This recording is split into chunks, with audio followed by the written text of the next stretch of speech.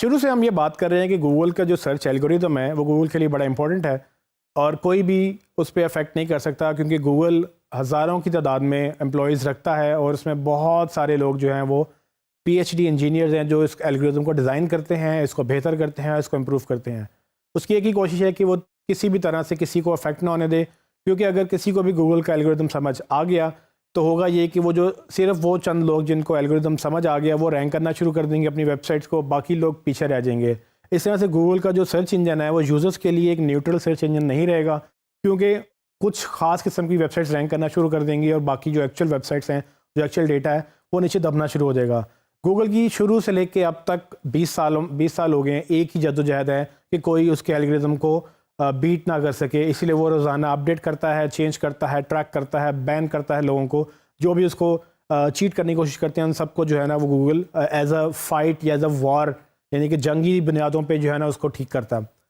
अब link building एक ऐसी चीज़ है जो गूगल पे डायरेक्टली अफेक्ट हो सकती है। गूगल नहीं चाहता कोई मैनिपुलेट करे, लेकिन लिंक बिल्डिंग अगर आप अच्छी कर लें तो आप ऊपर आ सकते हैं। ये एक तरह से चीटिंग है। हमने ग्रे हैट, वाइट हैट और ब्लैक हैट की बात की थी। तो ग्रे हैट टेक्निक में ये फॉल करता है कि आप थोड़ा सा पुश करते हैं लेकिन नेगेटिव 2 नंबरी भी नहीं करते हैं। ब्लैक हैट तो टोटल मना है, बट ग्रे हैट में ये चीज़ें फॉल करती हैं जब आप इसको थोड़ा सा पुश ज़बरदस्ती करते हैं। आपने ये चीज़ ध्यान में रखनी है कि जब भी आप लिंक बनाएं तो उसको नेचुरल रखें। नेचुरल लिंक्स जो हैं बेसिकली वो कैसे हो सकते हैं? नेचुरल लिंक्स बनाने के लिए आपको ये देखना होता है कि आप किसी एक तरह से पैटर्न ना डेवलप करें, क्योंकि गूगल के पास machine learning algorithms, artificial intelligence इतनी पावरफुल हैं, अब तो बहुत ज़्यादा पावरफुल है कि वो ट्रैक कर सकता है कि कौन से लिंक्स नेचुरल वेबसाइट से आ रहे हैं, कौन से लिंक्स आपने ज़बरदस्ती बनाए हैं, या कौन से 2 नंबर लिंक्स उसको लग रहे हैं। तो वो जब एक्टिविटी ट्रैक करता है, पैटर्न ट्रैक करता है, आपको पता भी नहीं होता और वो आपको पेनल्टी डाल देता है या पेनलाइज करके आपकी रैंकिंग ड्रॉप कर देता है। कुछ टेक्निक्स में आपको बताने लगा हूँ कि किस तरह से आप अपने आप को नेचुरल रख सकते हैं। आप थोड़ा सा पुश कर रहे हैं, आप थोड़ी सी लिंक बिल्डिंग कर रहे हैं, जो कि गूगल वैसे ही मना करता है क्योंकि उसको लगता है कि आप उसके एल्गोरिदम पे मैनिपुलेट करने की कोशिश कर रहे हैं। लेकिन फिर भी एसईओ में लिंक बिल्डिंग बहुत ज़रूरी है और लिंक बिल्डिंग आपको करते रहना चाहिए। लेकिन एथिकल लिंक बिल्डिंग में कोई मसला नहीं है अगर आपको पता हो कि एथिकल लिंक बिल्डिंग या एक नंबर लिंक बिल्डिंग क्या होती है। एथिकल लिंक बिल्डिंग के लिए आपको मेक श्योर ये करना है कि आप अपने लिंक्स को डाइवर्सिफाई करें। डाइवर्सिफाई का मतलब यह है कि आप सिर्फ एक जगह से एक ही तरीके से एक ही तरह से लिंक्स लेते रहेंगे तो वो आपको पैटर्न ट्रैक हो जाएगा, गूगल उसको पकड़ के आपको बैन कर देगा। आप डाइवर्सिफाई मुख्तलिफ तरह से कर सकते हैं। फॉर एग्जांपल आप मिक्स करें इंटरनल को और एक्सटर्नल लिंक्स को। मतलब यह कि आप जब लिंक कर रहे हो एक पेज से दूसरे पेज के ऊपर, तो सिर्फ ऐसा ना हो कि आप सिर्फ अपने एक्सटर्नल वेबसाइट पे लिंक से फोकस कर रहे हैं और इंटरनल लिंक आपका बिल्कुल ठीक नहीं है। आप अपने इंटरनल लिंक्स भी डेवलप करें। आप एक पेज से दूसरे पेज पे लिंक करें, कॉन्टेक्चुअल लिंक बनाएं। ये हमने वेबसाइट स्ट्रक्चर में और दूसरे टॉपिक्स में हमने जिक्र किया कि कैसे आप एक दूसरे पेजेस को लिंक कर सकते हैं। Google link to link travel करता है। अगर आप सर्विसेज की बात कर रहे हैं तो आप जैसे अबाउट पेज पे जाएंगे तो वहाँ सर्विसेज की बात आई है तो आप वहाँ से वापस सर्विसेज पेज को लिंक करें। अगर आप सर्विसेज पेज पे सिंगल सर्विसेज की बात कर रहे हैं तो आप वहाँ पर उनको लिंक करें। इससे गूगल को पता चलता है कि ये पर्टिकुलर पेज एक सर्टेन कीवर्ड के अगेंस्ट लिंक बार बार हो रहा है, चाहे वो वेबसाइट के अंदर ही है या वो वेबसाइट के बाहर है। तो अगर आप बाहर से एक्सटर्नल लिंक्स, आप इनबाउंड एक्सटर्नल लिंक्स ले रहे हैं तो होगा क्या कि जब आप इनबाउंड लिंक्स लेते हैं दूसरी वेबसाइट से तो आप उन्हीं कीवर्ड्स को यूज़ करते हैं। लेकिन ये ध्यान में रखिएगा कि ये मिक्स करें। अगर आप एक साइड पे रुझान रखेंगे तो गूगल उसको पकड़ लेगा। गूगल को लगेगा कि सिर्फ आपका एक ही तरफ रुझान है, जो कि आप इनबाउंड लिंक्स लेते जा रहे हो, अपने आप लिंक्स बना नहीं रहे हो। दूसरा जो ट्रिक है वो फॉलो और नो फॉलो के लिंक्स को इकट्ठे मतलब बनाना या स्प्रेड आउट करना अपने लिंक्स को फॉलो और नो फॉलो में। हमने जिक्र किया था कि फॉलो लिंक्स मतलब ये कि ऐसे लिंक्स जो गूगल फॉलो कर सकता है, इसको डू फॉलो भी बोलते हैं, लेकिन इन एसेंस इसकी कोई एग्जिस्टेंस नहीं है। अगर एक लिंक बना हुआ है तो वो by default follow he link होता है जब तक कि आप उसको नो फॉलो ना करें। नो फॉलो का हमने जिक्र किया था कि नो फॉलो में आप एक नो फॉलो की कमांड डालते हैं और नो फॉलो आप robots.txt से भी आप नो फॉलो कर सकते हैं, जो कि हमने पहले robot.txt में पढ़ी थी कि अगर आप गूगल को ब्लॉक कर सकते हैं कि सर्टेन आपने यूआरएल फॉलो नहीं करने।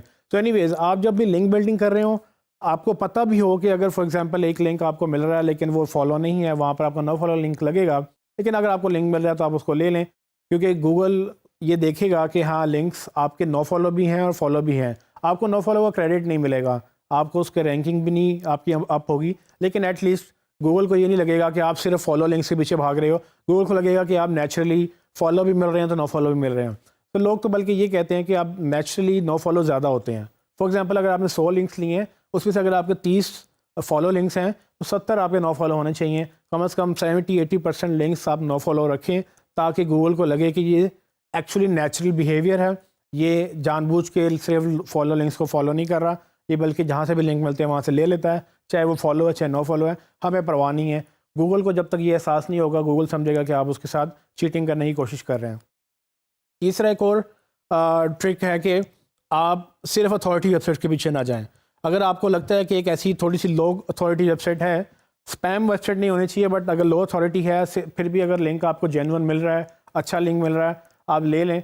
आप वेबसाइट अगर बहुत ज़्यादा क्वालिफाइड नहीं भी है, लिंक तो है, एटलीस्ट गूगल को ये पता होगा कि ये सिर्फ एक ही तरह की वेबसाइट से लिंक नहीं लेते, ये बल्कि जहाँ से भी मिलता है वहाँ से लेते हैं, और हमें कोई भी लिंक कर सकता है, चाहे वो छोटी वेबसाइट है चाहे बड़ी वेबसाइट है। तो आप सिर्फ अमेज़ॉन, एप्पल या दूसरी बड़ी बड़ी वेबसाइट के पीछे मत जाएँ कि भाई आपको किसी तरह से वहाँ से लिंक्स मिले।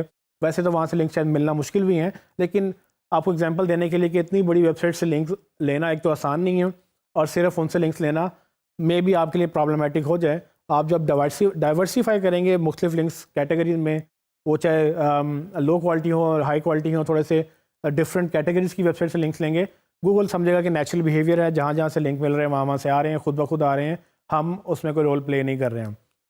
एक आखिरी ट्रिक जो है वो आप फॉर एग्जांपल ये कि आप अपनी एक्टिविटीज़ भी जो है ना वो भी डाइवर्सिफाई करें।